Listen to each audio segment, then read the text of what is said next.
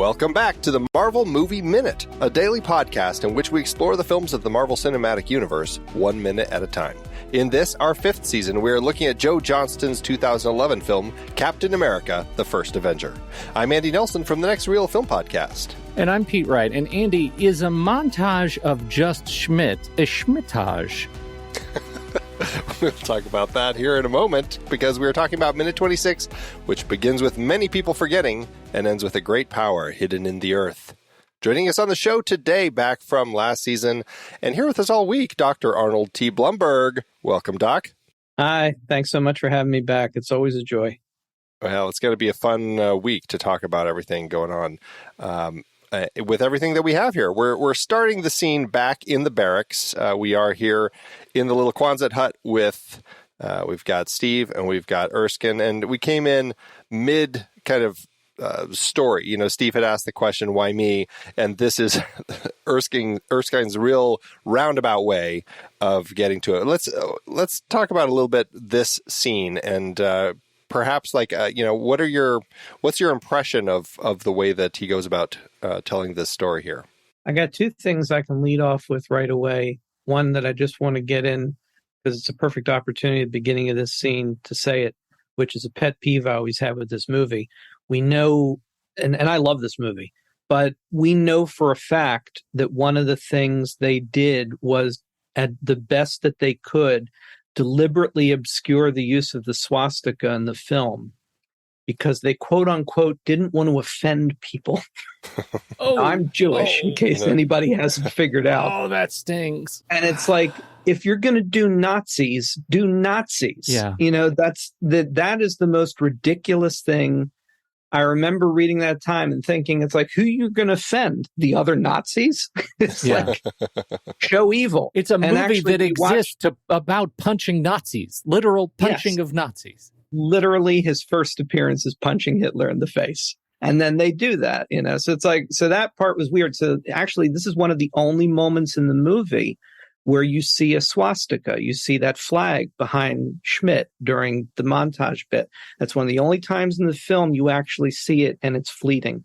When they're wearing them on their armbands, for instance, you'll notice they go to great lengths to shoot them from angles that don't show the swastika on their arm, as if they're going to spare the feelings of the Nazis. But anyway. Well, and even on his outfit, it's like it's almost like the pre-Hydra logo when you see kind of the thing. It's like it's just a skull on his his hat. So, and I mean, going back to the beginning, the whole invention of Hydra was like a neat way, even in the comic book days, of sidestepping the actual Nazis and saying, okay, but we're not doing that. We're doing Hydra. And that's, you know, which has always been a part of it. Yeah. But the other thing I will say is this is some of the most deft and beautifully handled, like, info dumping exposition kind of stuff. And it all comes down to the reason why I picked these minutes I want to do with you, which is that Stanley Tucci is a global treasure. And he is a joy in everything. And his performance here rises so far above all the cliches that his character represents that it's just it's magical to watch him. And there's such emotion and heart in his performance that he does a beautiful job here of laying out the background of everything. You don't feel like you're getting exposition, like the standard kind of thing. It doesn't come in feeling like an exposition dump. It actually plays pretty nicely, I think. Yeah. Well, it's interesting, too, because we have this character who is, you know, we have ripe opportunity for giving us the exhibition dump. But the fact that it's associated with a particularly sort of pedestrian like conversation, a toast between guys. So booze, potentially, you know, we see how that plays out in the coming minutes, but it's guys telling a story over booze, and it grounds what is otherwise a horrific bit of history and a Schmidt-age in this really sort of the people kind of experience for us. And I think that makes it's super approachable. It makes horror kind of approachable. And it's also part of a dynamic that also, and I'm going to try not to lean into negativity too much, but I mean, it's just the points that are occurring to me. It's also, unfortunately, part of a trap that the Marvel movies fell into very quickly and have arguably never gotten back out of, which is that most Marvel films are father-son stories. and Yeah. characters with daddy issues. Yes. And this scene, though, is a tip. Like, he is his surrogate father. He's Erskine has become the father figure. Steve doesn't have one around. And suddenly there's this elder man who's telling him, all this stuff and becoming like a mentor for a very brief period of time. So there's that kind of dynamic. And that's the kind of thing that we see recur a lot in these films. This, I feel, is a particularly nice one just because they're so good together. It's interesting, though, that, because, it sounds like his father basically died the year he was born. And so he's never had a father in his life. So it's interesting that there's never been a setup in the story, as far as I know, to have another person in his life as kind of a father figure. So it's interesting that this is the first one, really, that he's had around. Mm-hmm. Just looking at flashbacks in the Marvel Cinematic Universe, I was trying to think, because at first I'm like, is this the first flashback? And I'm like, oh, no, wait, there's I guess you could call it the flashback, the opening credits for The Incredible Hulk, which kind of shows Bruce hit that first transformation.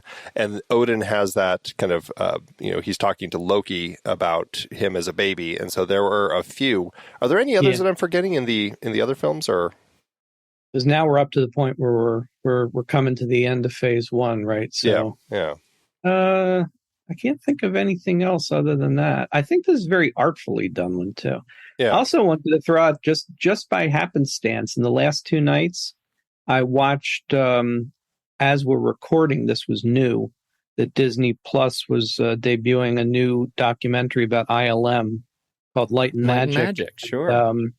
I watched that whole run in 2 nights, and it was fantastic. But it was fascinating to me to see more about Joe Johnston's journey from ILM and visual effects to becoming a director. And then I was thinking, we're going to be talking about his work on Captain America. And he'd come a long way at this point. But it's also really something when you have a director who knows how to handle visual effects well and understands the requirements. And then also I'm thinking, this is a man who in one of his first directorial gigs did The Rocketeer, so he was a perfect choice for this kind of story. And also period, heroic drama. He's really great for that. So it's interesting anyway, seeing, this is the guy helming Cap's first big adventure. There's been a lot of talk lately about, there was a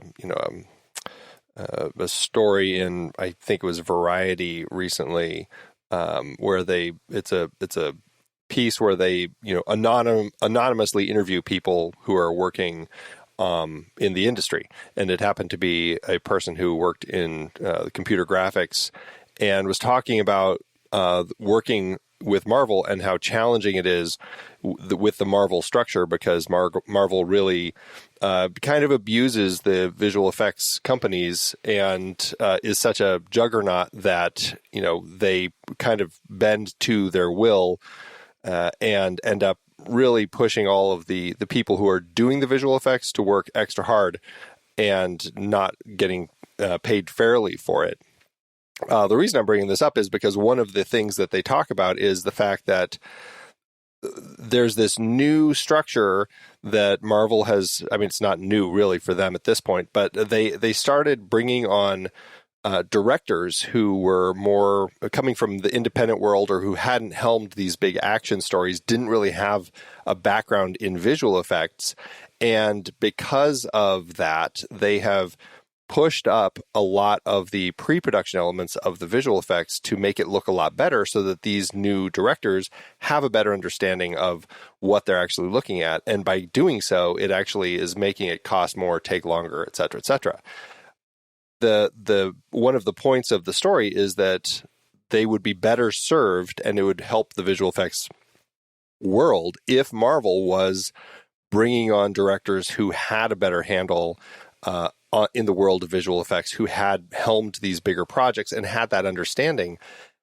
And I think that when you see what Joe Johnston does in the film, I think he does have that sense. I mean, he came from the world of visual effects. And so now that you're seeing somebody like him doing it, Jon Favreau, I think, certainly has proven himself to be somebody who does understand that. I mean, you look at what he's been doing with The Mandalorian. I mean, he's somebody who seems to be always pushing to improve technology. But I think it'll be interesting to kind of look at that as we go through. How are these directors and how are the visual effects? Is there signs that this director may not have had as good a handle on it as some others? And so, so I'm very happy with what Joe Johnston does in this film. Do you have a sense of kind of his place as a director and kind of what he's bringing with the visual effects to the film?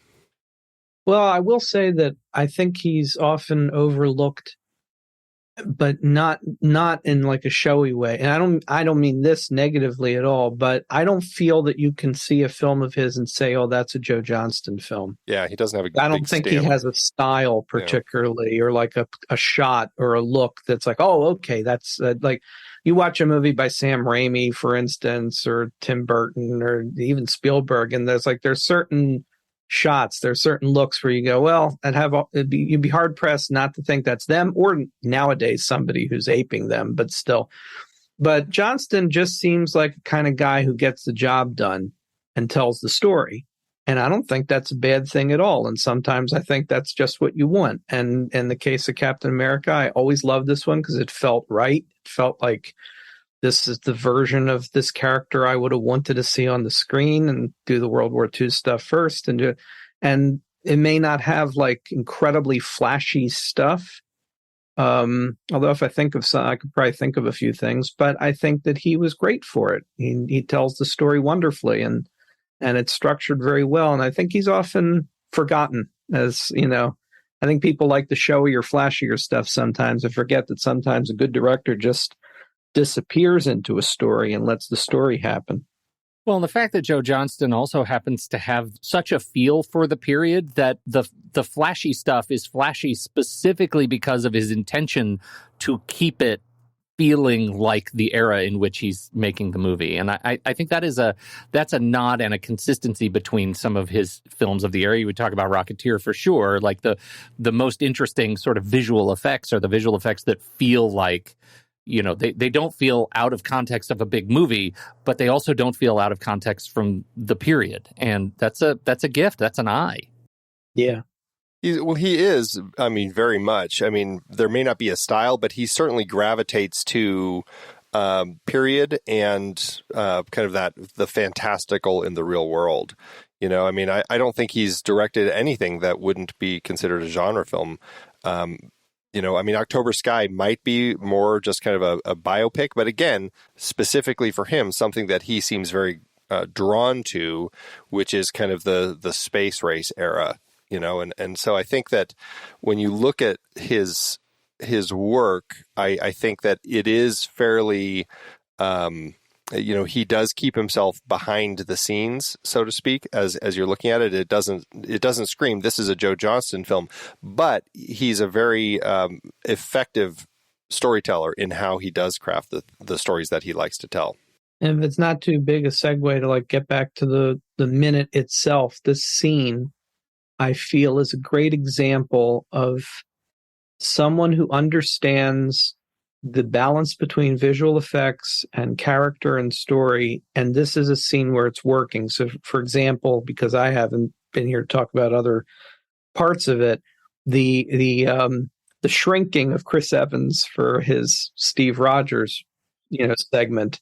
I think in retrospect, it's hard to believe how long ago this movie is now. In retrospect, when you go back, there are parts of it that I don't think work as well. It's a little over the top, I think, in what they did with him. It's almost too much. One might almost say comical or cartoonish, but depending, right? This scene has low lighting. It's just the two shot, with the two of them talking. It's a quiet little scene.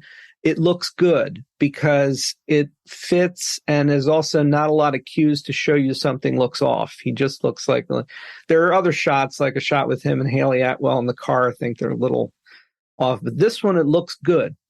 And I think it's an example of showing how you can utilize, cutting edge effects, but just to serve the story and the character. And it all works really well. I do have to say, there is a soldier that walks back behind the window, and the window doesn't. I'm drawn to assume there's no window or soldier there, that was put in afterward. But there is a soldier that walks by the window, and he doesn't walk by the second window. I swear, we should see him come out the window. Yeah, I have notes for every one of these minutes about the disappearing soldiers. There's a disappearing soldier, and it makes me crazy. Yeah, no, that is a thing. There are soldiers at about 20 seconds, at about 48 seconds, and they seem to pass one window and never actually make it to the next window. I like to think that maybe the building behind them has a door that happens to be between the windows. I don't know. Maybe it was like an early clue to like the universe starting to break down that will now get paid off in the multiverse saga. That's right.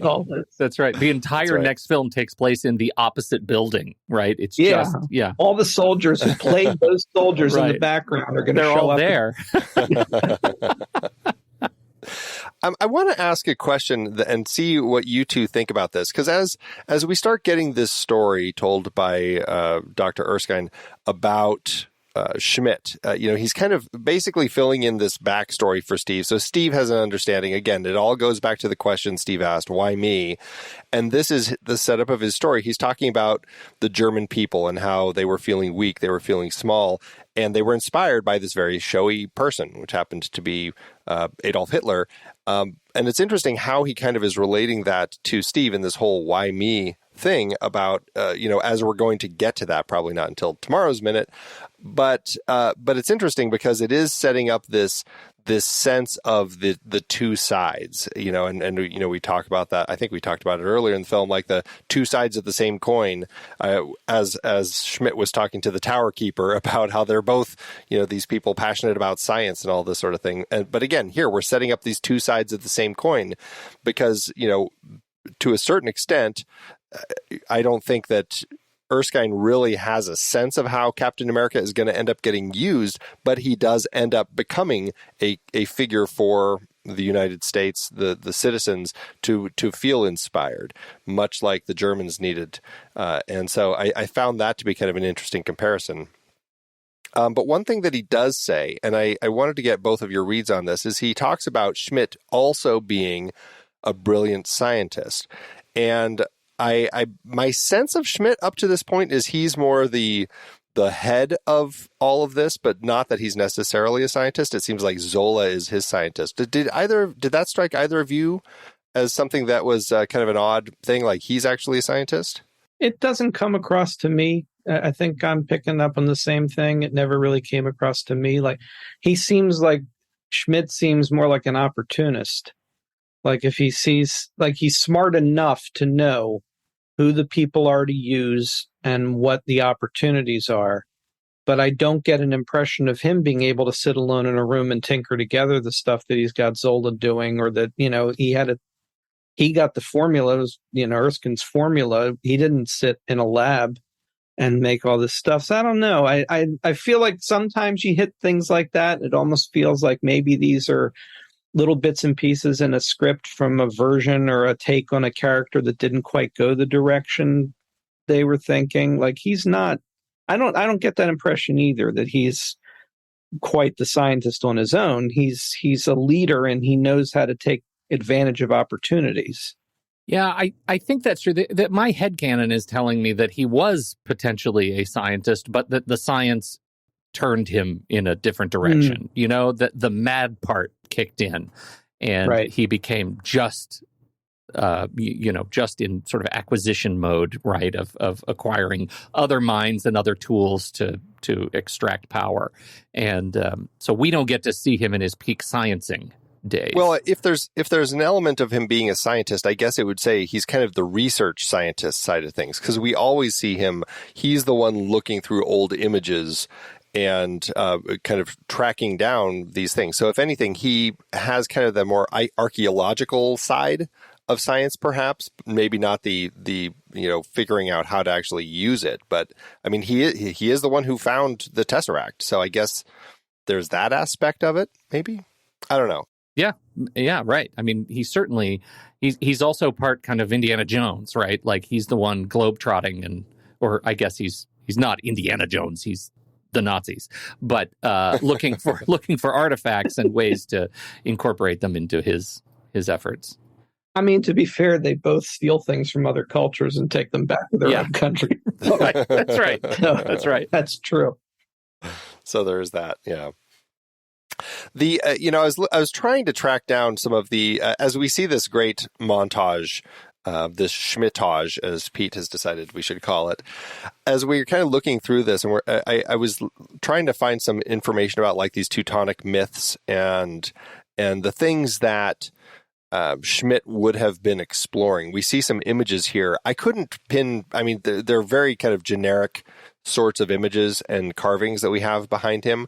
I wasn't really sure what they were. Teutonic it's a Germanic paganism is basically what it is, but there is an element of some of that does also have kind of like we see this image behind him, this carving. It's a ring. It has the Futhark runic alphabet in it, which we see plenty in Thor. The character in that is actually Odin with his two ravens, Human and Munin. It's possible that Odin's wolves are there. I do see there's a four-legged beast on this ring surrounding him. So all of this does kind of tie into those Teutonic myths. I was hoping to get a little bit more information, but I do think it's interesting that, again, going back to his kind of some of these other things that we had seen, his recognition of Yggdrasil in earlier in the film, he really has latched onto all of this being, the thing that came from Odin's treasure room. So I do think it's interesting how they were really trying to show us this journey of him as he kind of whittled away through the myths and landed on, the Tesseract and where it was. I think it's also a great example of, obviously we're deep in at this point. We're quite a ways along in the development of everything that's going on with introducing all these characters and thinking about a longer game and a future. But we know that there are a lot of times, particularly earlier on, where they didn't necessarily know or have hopes that they would be going somewhere with a lot of stuff, and they're laying a lot of things in. And I wonder to what extent, and I've never really read much about this, but I wonder to what extent some of this was laid in with thoughts of maybe linking him more to things related to Asgard or Thor, some of those characters that then didn't really pan out. Like there are a lot of different ways that could have gone with how he's connected. And I mean, it didn't, and obviously there are also a lot of articles out there where you can read, like, here are the 10 things the MCU has never picked back up on again, or things like that. There are a lot of alleyways that we didn't go down. And I wonder, were they throwing all this stuff in thinking, well, let's link everything together and then we'll see what we use, and what makes the most sense to connect. And it's nice, though, because it gives you that feeling that you are in a larger universe with a lot of connectivity and that all these things matter. And that, I think, really helped us all to feel like, we were in a world and not just in individual films. So it's a good way to go. Yeah, I like that they do have that feeling, because it does give you the sense, like, even if we hadn't gone down this road it's kind of like, the Spider-Man films, like where you meet, where his teacher in college is one of the people who potentially would be a villain later in his life. He in that particular trilogy, he never became that, but it was kind of fun to see how they were setting up potential things that they had. It's all part of that world building. And so I definitely enjoy that they are doing that. And it would be interesting to see, are there these alleys that they might one day actually come back to explore, since it had been set up, Yeah, it's interesting. A couple last things. There was an extra line that Erskine had in the script talking about Schmidt. He says he and Hitler shared a passion for violence and Wagner. German opera is about war and heroes, blood and race, gods afoot upon the earth. Me, I like Benny Goodman. I thought that was a great little line, but it was interesting, and it also sets up, the scene that we're going to come into later in the week, as far as the Wagner is concerned. And then the last thing I wanted to say, I just love that, now that we're a little closer in on Steve, we can actually see that his SSR shirt actually has little wings on the sleeves, and I thought that was a great little nod to the Captain America helmet in the comics. Mm-hmm. Mm-hmm. Any last things from this minute before we wrap things up? I guess I'd just reiterate, and I'll probably be repeating myself as we go forward. It's always fascinating to me to revisit this and see how effortlessly Tucci makes telling backstory look like he's literally just thinking it up as he's talking. I mean, that's not an easy thing to do. He's so conversational and warm, and that's a make or break kind of moment for a scene feeling awkward or not. And I think this whole scene is really him driving it. Where do you land with his accent? Well, that's the thing.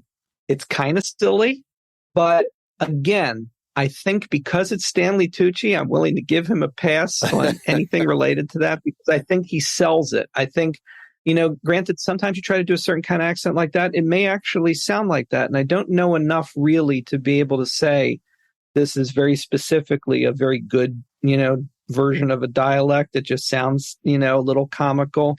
But I think he's so heartfelt and so sincere that he doesn't allow it to become a problem. So I've never had a real issue with that. I've never met a person from Germany who sounds quite like Erskine does in the movie. And yet, I'm really okay with that. I'm okay with it. It doesn't take me out of the film. And what fodder for speaking like Erskine in a Movie by Minute podcast. Well, let's do a ranking of the German accents with you real quick, Arnold, before we head off. Between Stanley Tucci, Hugo Weaving, and Toby Jones, who would you say is doing it the best and the worst? I think you already know. And I know Toby Jones is Swiss, but... Yeah, I'm going to say that Stanley Tucci is doing it the best because he just sells the emotional side of it. So you love him, so how could you not be fine with the accent? I think Toby Jones is in the middle, and I think arguably Hugo Weaving is the worst. But then again, I think a lot of that may be also affected by my perception of him, too. He sounds like he's a difficult guy to deal with. So my impression is that, he does what he does, and that's it. But frankly, I think all three of them, it's a movie that is not only supposed to be kind of creating its own reality, but in a sense doing what like Lucas and Spielberg did years ago with the Raiders movies, which is we're kind of like recreating like old movie serial kind of stuff. So these aren't real Germans. These aren't real Nazis. They're cartoon movie Nazis, and even more so, I think, than the Indiana Jones kind of stuff. So I don't worry too much about the accents because that just comes along with the package. They very much are doing it in the style of the comics of the time, where the German was written in that kind of like that. Right. The comic itself is disaster of phonetic German. The dialogue. Oh, well. So good. All right. Well, let's wrap this minute up. We'll come back tomorrow to talk more about this montage and see what happens next. So thank you so much for joining us, Arnold. And would you like to tell everybody where they can find you and learn more about you and what you're up to? You can find my publishing company at atbpublishing.com, and you can listen to me and my wife Natalie talk about horror, science fiction, and all sorts of other movies at ghoulsinthehouse.com. That's awesome. Ghouls in the House. All right, everybody, check that out. We will have the links for it in the show notes. And Pete, thanks as always. We need a Schmidt-age. Until next time, true believers.